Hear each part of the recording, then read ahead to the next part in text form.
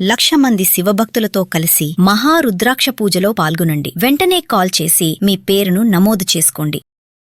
గురువుగారు, వాహనాలు ప్రతి ఒక్కరికి ఉంటున్నాయి, రకరకాల వాహనాలు. కొన్ని వాహనాలు అయితే 2-3 దేవుళ్ళ ఫొటోస్ ఉంటాయి, విగ్రహాలు ఉంటాయి. కొందరు బైక్ మీద దేవుడి ఫొటోస్ ప్రింట్ వేయించుకుంటున్నారు. లారీల పైన కూడా చూసుకుంటే పెద్ద పెద్దగా దేవుడి ఫొటోస్ అలా ఉంటాయి. అలా ఉంచుతూ ఉంటాము. వాటిని ఎలా మెయింటైన్ చేయాలి అంటారు? అంటే కొన్నిసార్లు ఏంటంటే పిచ్చి పిచ్చి పనులు చేసే వాళ్ళు ఉంటారు, కొన్ని చెడు దారులు తప్పే వాళ్ళు ఉంటారు, రకరకాలుగా అయితే వేస్లో వెళ్తూ ఉన్నారు. వాటిని పెట్టుకొని ఈ విధంగా ఉండండి అని ఏమైనా చెప్తారా గురుగారు? అది వాస్తవంగా ఈ వాహనాల మీద స్టిక్కర్లు కానివ్వండి, లేదా కారులో దేవుడు బొమ్మలు ఒకటి ఇవన్నీ కాదు కూడా గురుగారు, చాలా. అదే పెట్టుకుంటున్నారు. అదంతా కూడా వాళ్ళ యొక్క నమ్మకాన్ని బట్టి ఉంటుంది. వాళ్ళు ఆరాధించేటటువంటి, వాళ్ళు నమ్మినటువంటి భగవంతుడు మేము ఎక్కడికి వెళ్ళినా మా వెంట ఉండాలి. వాహనం మీద వెళుతూ ఉంటారు. మాకు మంచి సర్వకాల సర్వావస్థల యందు కూడా ఆ భగవంతుడు తోడై నేడై మాతో ఉండి మమ్మల్ని కాపాడుగాక అనేటటువంటి ఒక నమ్మకంతో ఆ యొక్క స్టిక్కరో లేకపోతే దేవుణ్ణో పెట్టుకోవడం జరుగుతుంది. అది ఒక నమ్మకం, ఒక ఆచారంగా వాళ్ళు పెట్టుకుంటూ ఉన్నారు. పెట్టుకోవాలి అంటారు. పెట్టుకుంటే మంచిది. మంచిది. అది కూడా అంటే వేలం వెర్రిగా పెట్టుకోకూడదు. ఏదో ఇప్పుడు 10 స్టిక్కర్లు 10 దేవుళ్ళు అన్నీ పెట్టుకోవాల్సిన అవసరం లేదు. ఇప్పుడు ఏదైనా ఒక వాహనం, కారు ఉందనుకోండి, చక్కగా గణపతి బొమ్మ కానీ, ఆంజనేయ స్వామి బొమ్మ కానీ, లేదా అమ్మవారు బొమ్మ కానీ, 2-3 ఏదైనా పెట్టుకోవచ్చు. ఎందుకంటే భగవంతుడు అనేటటువంటిది అన్నింటా ఉన్నాడు. నీకు నా ఎందున్నాడనేటటువంటి ఒక నమ్మకం నీ మనస్సుకు నువ్వు చెప్పుకోవడం కోసమే ఆ విగ్రహం ఆ కారులో నాతో పాటు దేవుడు ఉన్నాడు గణపతి. దాంట్లో ఏమీ లేకపోతే నీకు కొంత భయం మొదలవుతూ ఉంటుంది. ఆ భయం తొలగించడం కోసం ఇప్పుడు మనం ఏం చెప్తాం, ఏదైనా ఒక ప్రయాణం చేసేటప్పుడు ఇంట్లోంచి బయటికి వెళ్ళేటప్పుడు ఆపదామప హర్తారం దాతారం సర్వసంపద లోకాభిరామం శ్రీరామం భూయో భూయో నమామ్యహం అని రాముడికి నమస్కారం చేసుకుని బయలుదేరారు. ఎటువంటి ఆపదలు మాకు కలగకుండా చూడమని రాముడికి నమస్కారం చేశారు. సర్వరక్షామూర్తి కాబట్టి ఆయన అన్నిటి నుండి రక్షించేవాడు కాబట్టి రక్షించు స్వామి అని రాముడికి నమస్కారం చేసుకుని వెళతాం.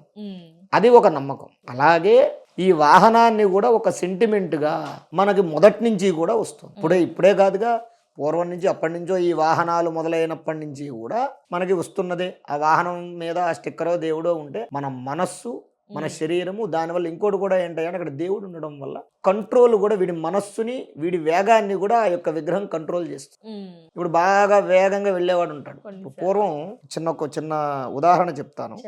ఢిల్లీ నుంచి కలకత్తా వరకు, ఢిల్లీ నుంచి మద్రాసు, బొంబాయి, పెద్ద పెద్ద హైవేలు ఉన్నాయి. బాగా యాక్సిడెంట్లు జరుగుతూ ఉండేవి, విపరీతంగా జరుగుతూ ఉండేవి యాక్సిడెంట్లు. ఈ కొత్త హైవే వేసినప్పుడు ఈ యాక్సిడెంట్లు జరుగుతూ, ఈ ప్రమాదాలను ఎలా నివారణ చేయాలో అర్థమయ్యేది కాదు. దానికి ఒక మహానుభావులు కంచి పరమాచార్య స్వామి వారు ఒక సూచన చేశారు. ఈ వాహనాలు, రహదారులు ఏవైతే వెళుతూ ఉన్నాయో, ఈ రహదారులలో మలుపులు ఉంటాయి. మలుపుల్లోనే ఎక్కువ ప్రమాదాలు జరుగుతాయి, టర్నింగ్స్ లో. అక్కడ ఒక ఆంజనేయ స్వామి వారి విగ్రహం పెట్టించండి. ఎన్ని మలుపులు అయితే ఉంటాయి అన్ని మలుపుల్లోనూ ఒక ఆంజనేయ స్వామి వారి విగ్రహం పెట్టించండి. అప్పుడు ఏమవుతుంది, వీడు స్పీడ్గా వెళ్ళేవాడు ఆ విగ్రహాన్ని, పెద్ద విగ్రహాన్ని చూసి ఆంజనేయ స్వామిని చూడంగానే ఒక్కసారి ఇట్లా అంటాడు. ఇట్లా అనగానే వాడి వేగం తగ్గుతుంది.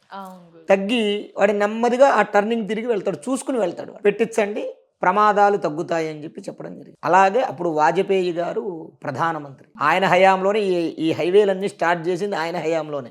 ఆయన ఒక సంకల్పంగా తీసుకుని ఇప్పుడు మనకి హైవే ఏదైతే మద్రాస్ టు కలకత్తా, ఢిల్లీ టు బొంబాయి హైవేలు ఏవైతే ఉన్నాయో, ప్రధానమైనటువంటి రహదారుల్లో లేదా ఊళ్ళల్లో కానీ ఎక్కడైనా టర్నింగ్ నుండి ఎక్కువ ప్రమాదాలు జరిగే దగ్గరలో ఆంజనేయ స్వామి వారి విగ్రహాలు మనకి రోడ్డు మీద కనబడడానికి గల ప్రధాన కారణం అదే. ఎందుకు అంటే ఆ భగవంతుడు అక్కడ ఎదురుగుండా కనబడడం వల్ల వీడి మనస్సు నియంత్రణ కోల్పోకుండా స్టెబిలిటీగా ఉంటుంది. దానివల్ల వాడు కంట్రోల్లో ఉంచుకోగలడు. వాడి కారునో లేదా వాడి బండినో వాడు కంట్రోల్లో ఉంచుకుంటాడు.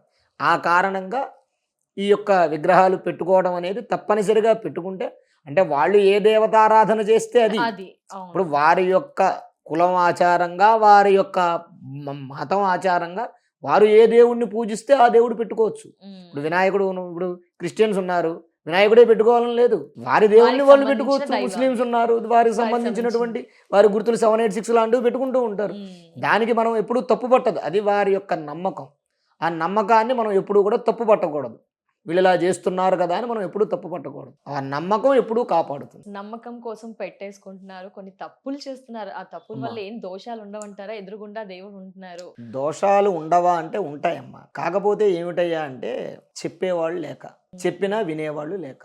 ఇంట్లో ఉన్నటువంటి పెద్దలు పిల్లలకి సరైనటువంటి గైడెన్స్ ఇస్తే మీరన్నట్టుగా ఈ జరిగేటటువంటి ఇటువంటి అవాంతరమైనటువంటి కార్యక్రమాలు జరగకుండా ఉంటాయి. ఎందుకంటే పెద్దవాళ్ళు చెప్పేవాళ్ళు లేరు, పెద్దవాళ్ళు అలాగే ఉన్నారు, పిల్లలు కూడా అలాగే ఉన్నారు.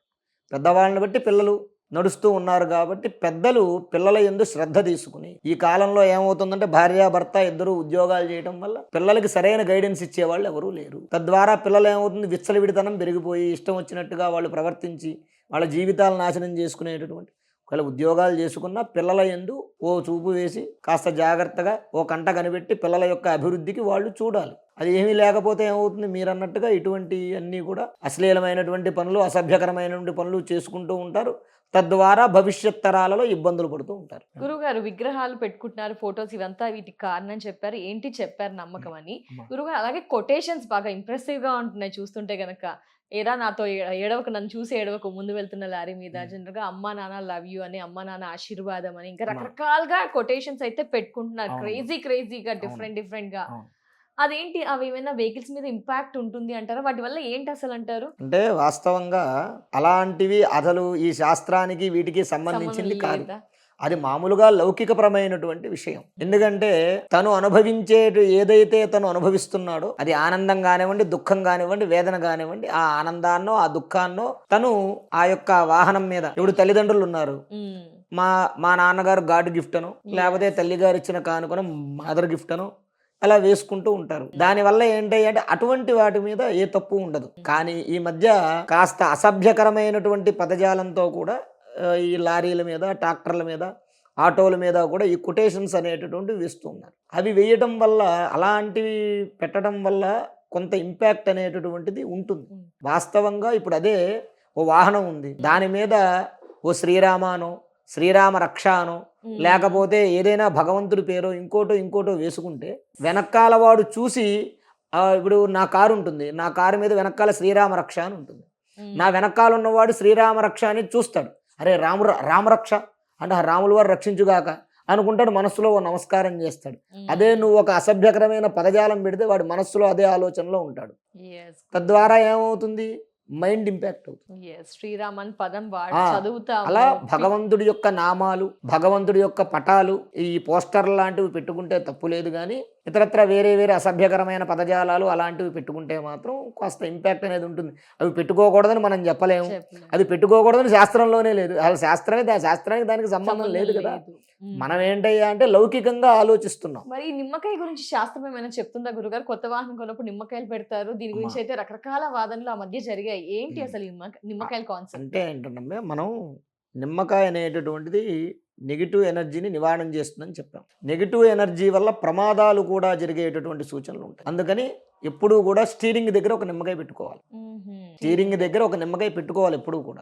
ఎందుకు స్టీరింగ్ దగ్గర, కొన్నప్పుడే కాదు, ఎప్పుడైనా సరే స్టీరింగ్ దగ్గర ఒక నిమ్మకాయ ఉండాలి ఎప్పుడూ కూడా. ఎందుకు ఉండాలి అని అంటే, స్టీరింగ్ దగ్గరే ఎందుకు ఉండాలి, ఈ తోలేవాడిని బట్టి వెనకాల వాళ్ళు ఉంటారు. వీడి మనస్సు, వీడి బుద్ధి సరిగ్గా లేదనుకోండి, వెనక నుంచి ఇబ్బంది అవుతుంది. ఆ కారణంగా ఈ స్టీరింగ్ దగ్గర మాత్రం ఒక నిమ్మకాయ పెట్టుకోవాలి. పెట్టుకోవడం వల్ల ఏమవుతుందయ్యా అంటే, నెగిటివ్ ఎనర్జీ అనేటటువంటిది, ఇప్పుడు మనం వాహనంలో వెళుతూ ఉంటాం, చూసుకోం, దిష్టి తీసేసిన నీళ్ళలో, దిష్టి తీసేసిన నిమ్మకాయలో, దిష్టి తీసేసిన కొబ్బరికాయలో ఏవో ఒకటి పడేస్తూ ఉంటారు. అవి తొక్కుతాం. తొక్కిన వెంటనే ఏమవుతుంది, దాని ప్రభావం అనేది మన వాహనానికి, వాహనం తోలేవాడికి అంటుకుంటుంది. దాంట్లో ఎవరైనా పిల్లలు ఉంటే పిల్లలకి అంటుకుంటుంది. అలా అంటుకోకుండా ఉండడం కోసం ఈ నిమ్మకాయ ఏదైతే ఉంటుందో, ఈ నిమ్మకాయ దాన్ని పైకి రానివ్వదు. ఆ లోపలికి, ఆ వాహనానికి ఈ నెగిటివ్ ఎనర్జీ అనేది తగలనివ్వదు ఈ నిమ్మకాయ. ఆ కారణంగా నిమ్మకాయ స్టీరింగ్ దగ్గర పెట్టుకోవాలి, ఫస్ట్ కారణం. రెండోది ఏంటయ్యా అంటే, కొత్త వాహనాలు కొనుక్కున్నప్పుడు నిమ్మకాయ తొక్కిస్తారు. ఈ నిమ్మకాయ తొక్కించడం అనేటటువంటిది ఇప్పటి ఆచారం కాదు, ఇది వ్యవసాయం మొదలుపెట్టినప్పుడు ఆచారం. మహర్షులు వ్యవసాయం మొదలుపెట్టినప్పుడు ఆచారం ఇది. ఏమిటి అంటే, వ్యవసాయం చేసేటప్పుడు ఎడ్ల బండి మీద వ్యవసాయం చేసేవారు, ఎడ్లతోటి. అలాగే పూర్వకాలం వాహనాల కింద ఎడ్లు బండ్లే ఉండేవి, గుర్రపు బండ్లు, ఎడ్లు బండ్లు, లేదా గేదెలతోటి లేదా దున్నపోతులతోటి బండ్లు ఉండేవి. వాహనాలు అప్పట్లో అవేగా. అవి ఏమిటయ్యా అంటే, అవి కాళ్ళతోటి, వాళ్ళ ముట్టెలతోటి నడుస్తూ ఉంటాయి. నడిచినప్పుడు ఏమవుతుందయ్యా అంటే, అవి నడవడం వల్ల వాటి యొక్క పాదాలకి బాగా అలసట, లేదా తెలుసో తెలియకో చిన్న చిన్న రాళ్ళు లాంటివి గుచ్చుకుంటే వాటి వల్ల ఇన్ఫెక్షన్ లాంటివి కలుగుతూ ఉంటాయి. ఆ కలిగినప్పుడు ఏమవుతుందయ్యా అంటే, ఈ నిమ్మకాయ ఈ నిమ్మకాయను తొక్కడం వల్ల అది యాంటీబయాటిక్గా దాని కాలికి పనిచేస్తుంది. మరి ఇప్పుడు ప్లాస్టిక్ కదా అని అది ఆచారం అలా వచ్చింది అప్పటి నుంచి. అదే ఇప్పుడు నేను చెప్పేది ఏంటంటే అది ఇప్పుడు ఆచారం కాదు, అది ఇప్పటి ఆచారం. అప్పటి నుంచి ఎవడు వాహనం కొన్నా సరే, వాహనం అంటే ఎడ్లు బండి అప్పట్లో, ఎడ్లు బండో గుర్రపు బండో ఏం పెట్టినా సరే, ఇప్పుడు ఒక టైర్ ఉంది, దిష్టి తీసిన నిమ్మకాయ వేశారు, ఆ టైర్ ఉంది, ఆ టైర్ ఏమవుతుంది, ఆ టైర్ తొక్కుతుంది. లేదా ఒక కోడిగుడ్డో లేకపోతే ఒక కొబ్బరికాయ నీళ్ళలో దిగదుడిచి పడేశారు, టైర్ తొక్కుకుంటూ వెళుతూ ఉంటుంది. అప్పుడు ఏమవుతుంది, ఆ టైర్కి ఈ పేడ తొక్కడమో లేకపోతే ఇంకోటో ఏదో తొక్కుతూ ఉంటారు, ఆ టైర్కి ఇవన్నీ పడుతూ ఉంటాయి. మనం రోజు దాన్ని కడగంగా. కాబట్టి ఏంటంటే ఎక్కడికైనా దూర ప్రయాణాలు లాంటివి చేసేటప్పుడు ఈ టైర్కి నిమ్మకాయలు తొక్కించడం వల్ల ఈ నిమ్మకాయ యొక్క ఈ నిమ్మకాయ యొక్క నీటి యొక్క శక్తి ఆ టైర్కి పట్టుకుని అటువంటి ఏవి కూడా వేరే ప్రభావం దీని మీద పడకుండా, టైర్ మీద పడకుండా. ఇప్పుడు మనం అక్కడే ఉంటాం కదా, కారులో కూర్చుంటాం, టైర్ దగ్గర ఆగుతాం, బయట ఎక్కడైనా ఆగుతాం, 10 నిమిషాలు దాని పక్కన నుంచుంటాం. ఆ టైర్ దగ్గర ఉన్నటువంటి ఆ వాసన మనకు వస్తుందా? ఓ పేడ తొక్కింది ఆ వాసన మనకు వస్తుందా? లేదా ఇంకోటి ఏదో తొక్కింది ఆ వాసన మనకు వస్తుందా?